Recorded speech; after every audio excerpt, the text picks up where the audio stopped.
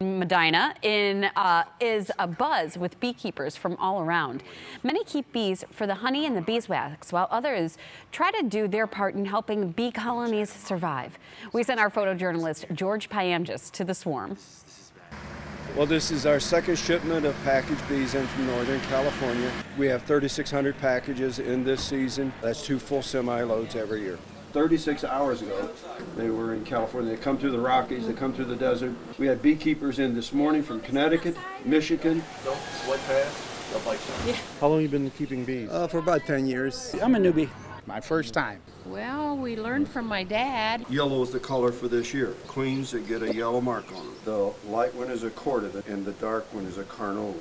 These are a battery box for queens. These are workers. These are the stinging insects. I am not being stung. These bees are not at all aggressive. If they were at all aggressive, you would be stung. And if they were aggressive, I wouldn't be doing this. They emit a certain sound, an alarm pheromone. They take on a whole different characteristic. They're not protecting anything. They're just trying to take care of the queen. And the heat that comes off of a colony of bees is unrealistic. The queens emit a sound of their own, do what's called piping and quacking.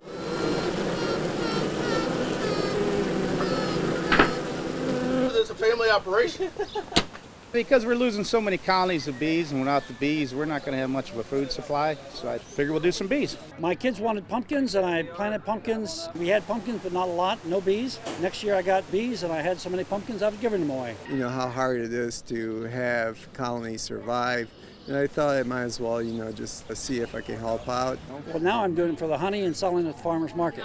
It's become a sideline business, retirement business. And I love honey. We don't sell the honey, we give it to friends and eat it. Right. So.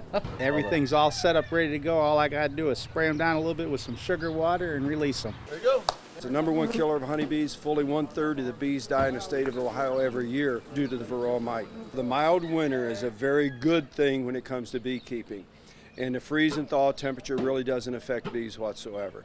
It's consistent cold temperatures that affect bees. The more beekeepers we've got, the better a problem is getting solved. Yeah. Stimulate an interest, other people doing the same thing, maybe we can save the bees.